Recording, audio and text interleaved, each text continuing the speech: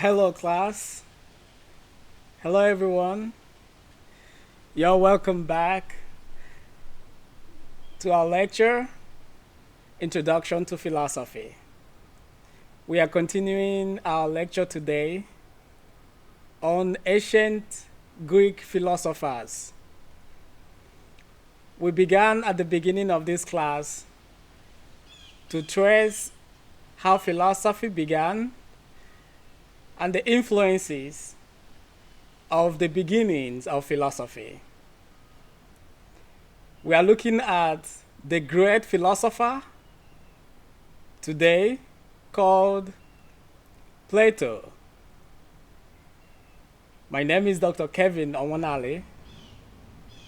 We're looking at Introduction to Philosophy, Field 1301 5031. So if you're ready, let's begin.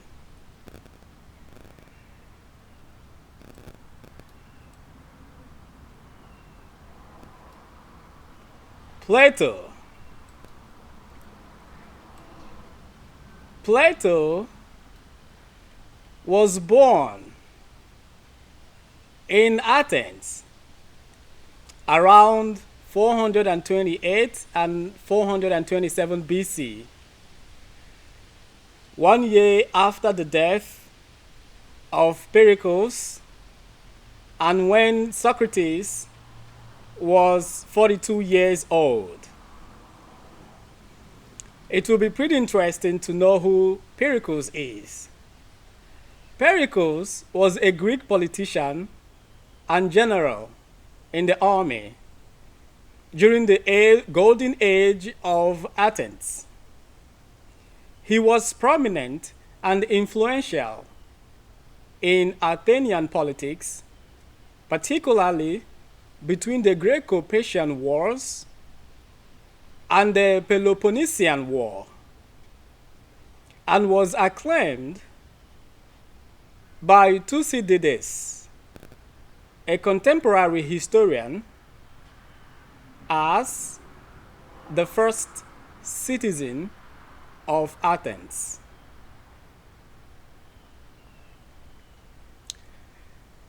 Plato's real name was Aristarchus, which means the best glory. And this name is derived from the Greek word Aristos, which means best, and Keleos, which means glory. Plato's actual given name was apparently Aristarchus, like we have said before, and the name was after his grandfather. But the name Plato seems to have started as a nickname for Platos, which means broad. Perhaps first given to him by his wrestling teacher for his physique and for the breadth of his style and his forehead. Athenian culture was flourishing, and as Plato's family was one of the most distinguished in Athens, his early training must have included the rich components of that culture in the areas of arts, politics, and philosophy. His father traced his lineage to the old kings of Athens and to the god Poseidon. Poseidon is the god of the sea and waters, as well as of horses and earthquakes. Plato's mother, Perictione, was the sister of Charmides. And Charmides the son of Dropidas, a handsome young boy and wrestler, became famous for his beauty and temperance. And he was also the cousin of Critias, both of whom were leading personalities in the short-lived oligarchy which followed the fall of Athens in the Peloponnesian War. The Peloponnesian War, which sparred between 431 to 404 BC, was an ancient Greek war fought between Athens and Sparta and their respective allies for the hegemony of the Greek world. Plato was aware of the various modes of philosophy circulating in Athens, but the influence on his thought was the life and teachings of Socrates. Socrates was a Greek philosopher from Athens who is credited as the founder of Western philosophy and among the first moral philosophers of the ethical tradition of thought. Plato had known Socrates from his early youth, and from his friendship with him had discovered a new meaning for philosophy. For both Plato and Socrates, philosophy was not merely a specialized and technical activity, but a way of life. Plato established a school called the Academus in Athens, from where the word academy originated. The aim of the academy was to pursue scientific knowledge through original research.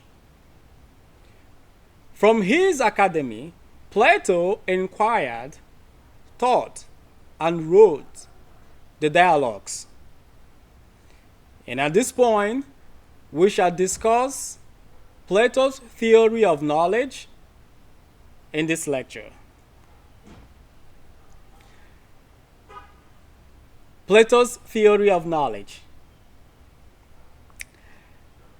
Plato described how the human mind attains knowledge and what knowledge consists of by using explanations such as 1. The allegory of the cave. 2. The metaphor of the divided line. And 3. The doctrine of the forms. And we shall look at these stages and ways of acquiring knowledge one after the other. First, Plato's allegory of the cave. Plato begins by narrating a story of some prisoners held in shackles in a cave facing a wall, and they cannot turn to look back. But behind them are people moving about in front of a fire. It is the shadows of these people that the prisoners can see in front of them on the wall. This shadow is the only reality that these prisoners know. These prisoners do not know anything about the objects casting the shadows and would not believe if they were told about them. because they have no clue whatsoever what it is. So when you tell them about what they have no clue of and about, of course they will not believe. Then it happened that one prisoner escapes from the cave to the sunlight outside the cave. When the prisoner turns around to face the fire behind the wall when escaping the cave, remember, these prisoners were sitting facing the wall in front of them. So one prisoner decided to escape from this cave. So for him to escape, he has to turn around because that is where the route is. That is where the path to escape is. He turned around to escape from the cave. When this prisoner turns around to face the fire behind the wall when escaping the cave, the prisoner gets dazzled with the light of the fire. This prisoner has been in this cave for a long period of time. So the eyes was common. The eyes was acquainted with darkness because there was no light in this cave. So the eyes was already acquainted with darkness. So when this prisoner turned around to escape, and behind this group of prisoners was this fire burning, and through the flames of this fire, shadows of objects and humans were reflecting on the wall in front of the prisoners. So the escaping prisoner turned around and he was dazzled, his eyes was dazzled by this fire. You can just imagine when someone is in the dark and then all of a sudden there is this huge bright light that flashes on the eyes. The eyes gets dazzled with that light. And that was exactly the experience of this escaping prisoner when he turned around to escape from the cave. The prisoner gets dazzled with the light of the fire because the prisoner had been in the dark cave for a long time and sees only shadows of people and objects. So now, if this prisoner continues moving towards the mouth of the cave for exit, the prisoner finally gets out of the cave into the sunlight and sees the real objects that they were seeing as shadows when they were inside the cave. However, should this prisoner return to this cave, it will be difficult to convince other prisoners that they were seeing and what they were seeing in the cave is an illusion, shadows of reality. And why will it be difficult for this prisoner to convince the other prisoners? Simply because the other prisoners have not got the opportunity to leave the cave to see the reality by themselves. So this one prisoner that has escaped from the cave will find it a Herculean task convincing the other prisoners who have no clue whatsoever that what they have been seeing for a long time is only an illusion. Because those prisoners have not escaped from the cave to see the real objects. So they conclude that reality is the shadows they are used to in the dark cave. So those shadows that they see in the cave, for them, arrives at knowledge, at reality for them. They get to that conclusion because that is all they know and that is all they see. And so they conclude that that is reality for them, when those things that they see are nothing but shadows. They have been orientated with and by their thoughts.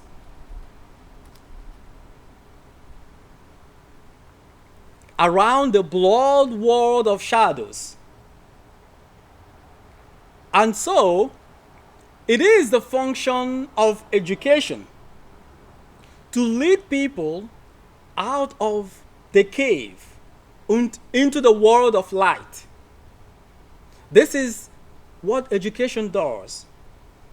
It takes people away from this dark cave of shadows into the real world of reality, the real world of light. And this is the journey that Plato began to do. For Plato, education is a matter of conversion. And by conversion, it is a complete turning around from the world of appearance to the world of reality. Plato argues that there are these two worlds: the dark world of the cave and the bright world of the light. This was Plato's way of rejecting the skepticism of the sophists. What is this sophistry, and who are these sophists? Sophistry is the art of persuasive speaking or teaching to show how words can be constructed on each side of a controversial issue. Sophistry is often a fallacious argument aimed at deceit. An example of sophistry is the argument that cutting people is a crime. And since doctors cut people open, doctors commit crime. This is a fallacious argument, but it is sophistry. Now, Plato's relay of the allegory of the cave is an attempt to reject and disprove the skepticism of these sophists. The sophists were skeptical about the possibility of true knowledge because they were impressed by the constant change in things.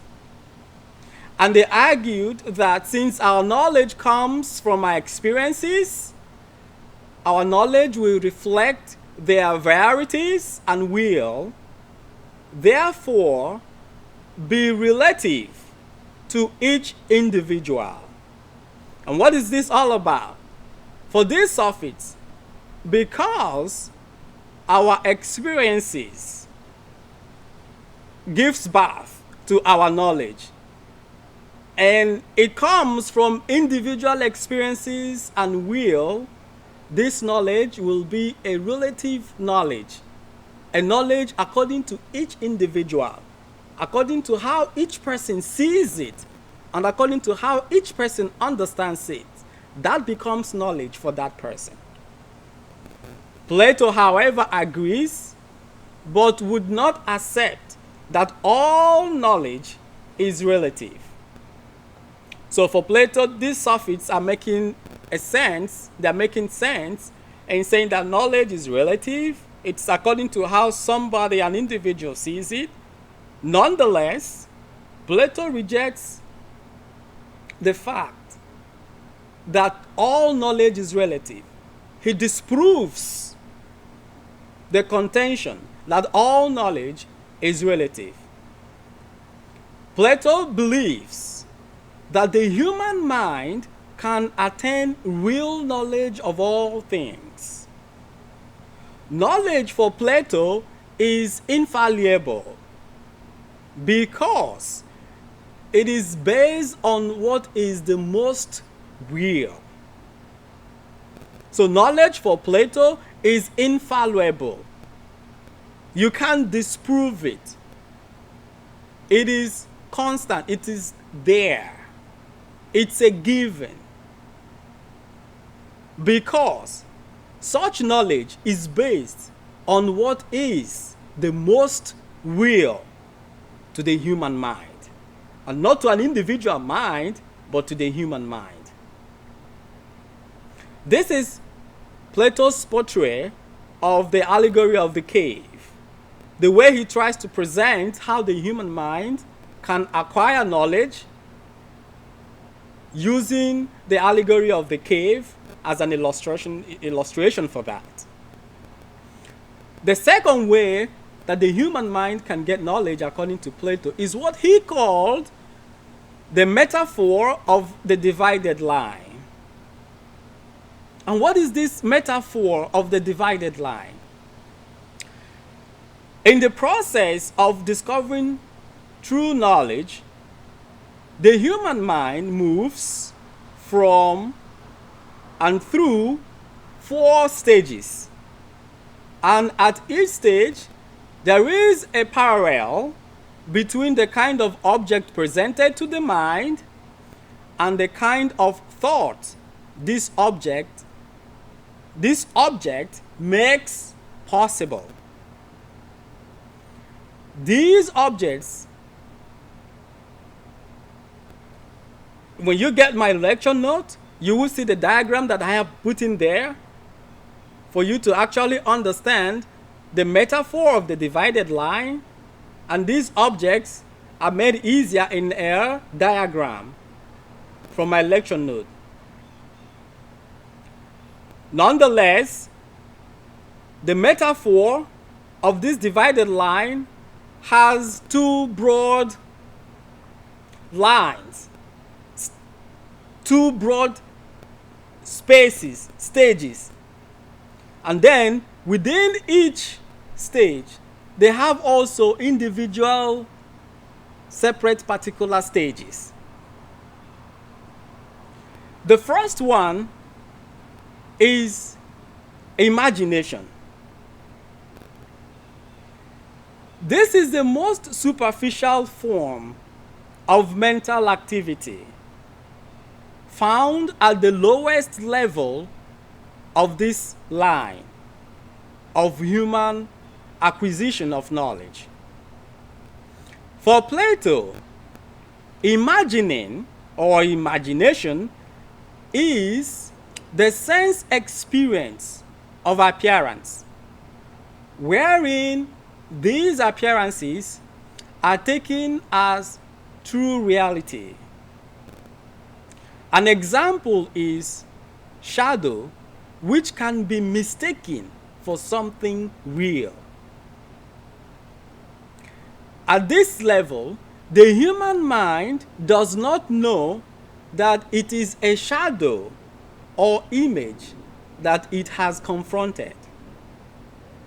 So at the level of imagining, which is the lowest level of mental activity, the human mind imagines appearances.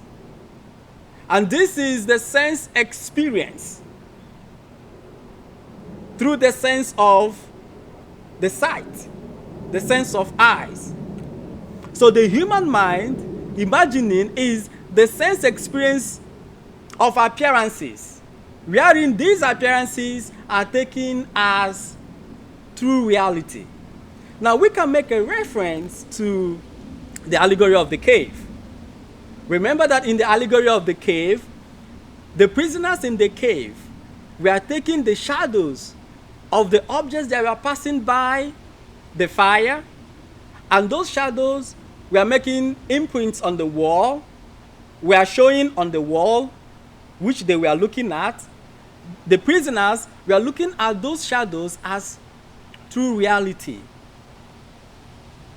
And Plato says that level of mental activity is the most superficial, and it is called imagination. The second level is belief. Plato used the word believing instead of knowing to describe how the mind is influenced by seeing actual objects. For Plato, seeing constitutes believing. You see his argument. His argument is that seeing produces believing. You see, what you see is what you believe, right? And this is at the level of belief. Now, even though there is a certainty that seeing gives, it does not give absolute certitude. And this is Plato's argument. This is the way he gives his argument to establish that belief cannot attain true knowledge. He gives an example with, if the Mediterranean water looks blue from the shore, but then when you get in the water, it becomes clear right from the water. At this point, one's certitude about the color of the water is questionable. So you see the water from afar, from the shore, and it appears blue to the eyes. And then when you get close to the water, it appears clear. It's no more blue. So what is then the real color of the water? Because you have seen blue and you did not see blue no more. So what is the color of this water? So Plato says, at this point, you'll be open to doubt. The mind will be open to doubt, and then you question the certitude of your mental activity as to how you can arrive at the true color of this water. Therefore, Plato says, believing, even if it is based upon seeing, is still at the stage of opinion. Although actual things have greater reality than their shadows, they do not by themselves give us all the knowledge we want to have about them. For what may be defined as justice in one culture may not be justice in another culture. And this raises the question about the true nature of justice. Whether it is color, weight, or justice, these properties of things and acts are experienced under particular circumstances. They are seen and experienced under particular circumstances. Now, after belief, the next stage of acquiring knowledge, Plato describes as thinking. Plato continues to explain that when an individual moves from believing to thinking, one moves from the visible world to the intelligible world, from the realm of opinion to the realm of knowledge. Thinking represents the power of the mind to abstract from a visible object. That property, which is the same in all objects of that class, even though each such object will have other variable properties. Example, we can think about the idea of man. I'm talking about the idea of man. Whether we observe as small, large, dark, light, young, old. We can think of the idea of man. Thinking gives us knowledge, but once again, not all the knowledge of an object This brings Plato to perfect intelligence. Perfect intelligence requires the human mind to grasp the relation of everything to everything else, to grasp the unity of the whole of reality. At this level, the mind is dealing directly with the forms. The forms are those intelligible objects.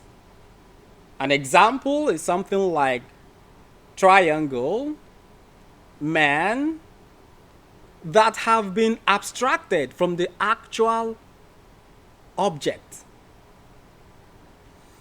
The forms or ideas are those changeless, eternal, non-material essences or patterns of which the actual visible object that we see are only copies. Plato says that this non-material idea or form is the true reality. So let's look at it from this perspective so we can actually understand what our friend Plato is saying. There is a form of a horse, and all the horses that we see are mere copies of that eternal form. A beautiful person is a copy of beauty. A beautiful animal is a copy of beauty. The changeless and eternal beauty is the form. So when we have this idea of a man, it doesn't matter. It doesn't matter if he's short or tall, fat or slim. Every of those individual entities share in that universal form of man. Every of those individual males share. They are part in that eternal, changeless form of man. Plato suggests that the form exists separately from concrete things we see. They continue to exist even after the concrete objects or things have perished. Forms relate to each other through species. The form animal is present in lions, horses, goats, even though they are of different species. So the form of animal, you find it in a horse, you find it in a goat. But these are different species of animal, correct? But they all share in that changeless universal form called animal. And for Plato, that eternal changeless form is the real reality. It is the true knowledge. Plato says that the human soul was acquainted with form. The human soul was acquainted with form before it was united with the body.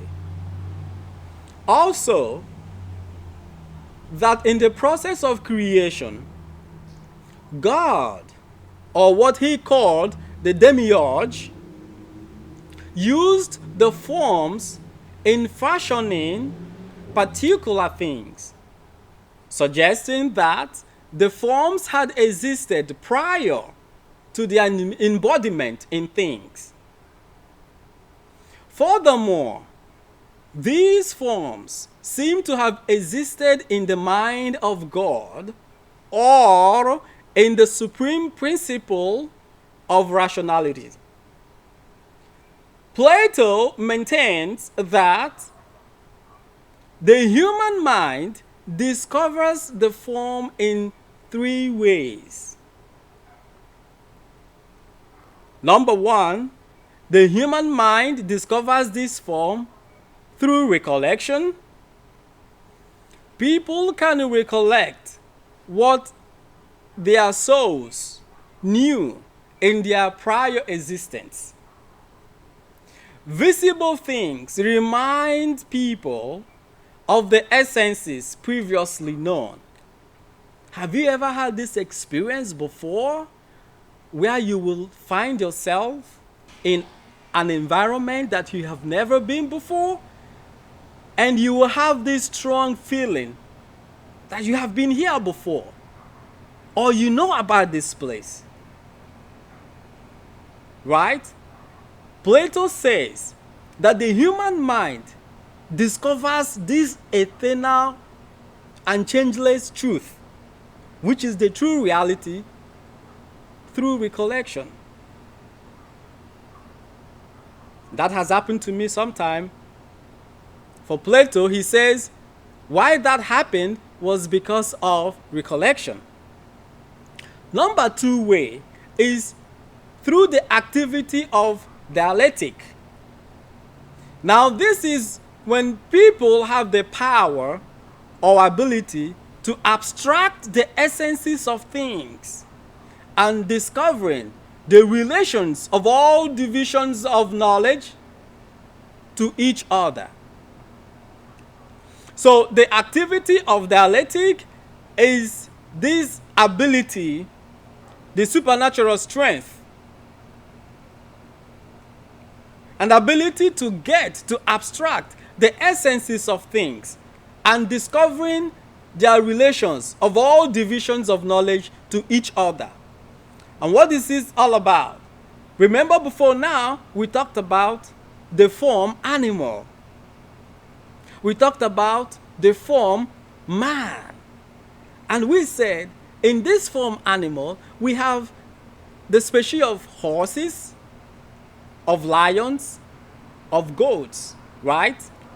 For Plato, the ability of the human mind to understand that lions, goats, horses, even though they are of different species, they are all animals. The ability of the mind to abstract that essence of animal from this species is what Plato tries to explain as activity of dialectic, which is abstracting the essence of things and discovering the relations of all divisions of knowledge to each other. Number three way of discovering the form is through the power of desire or love. People are led step by step to the true reality, from the beautiful object to the beautiful thought, and then to the very essence of beauty itself. So, the human mind, through the desire to know, which is love. Now, Plato says the power of desire or love. And this power of desire is the vehicle that leads the human mind step by step to this changeless, eternal reality, which is the true reality. So the human mind moves from seeing the object, and the individual says, oh wow, this object is so beautiful, to the beautiful thought.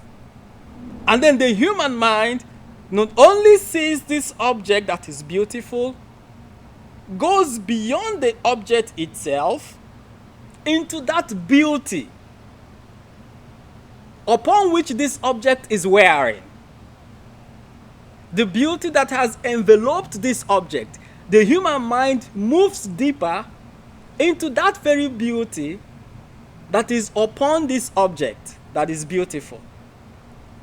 And then when the human mind gets into that beauty, then it moves to the very essence of beauty itself.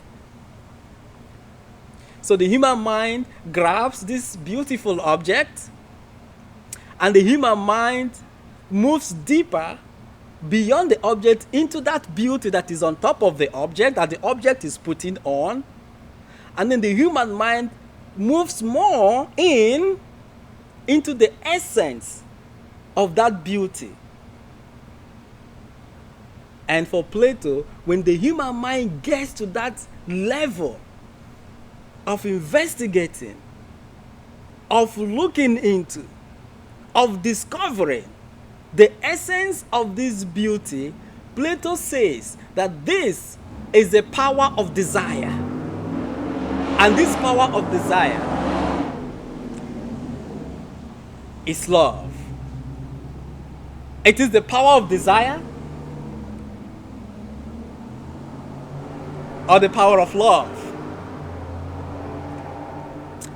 So these were the ways our friend Plato tried to explain and establish how the human mind can discover these forms.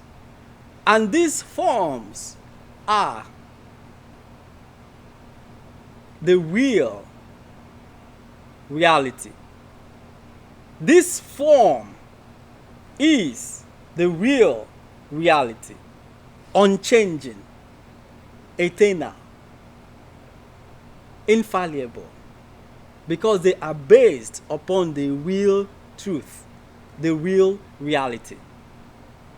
This is the theory of knowledge, how the human mind can grasp to the eternal truth of reality. For our Greek friend, Plato. It is at this point, friends, that we come to the end of today's class on the theory of knowledge of our Greek friend and philosopher, Plato. So have a good day, take care of yourselves, and be safe. Bye-bye for now.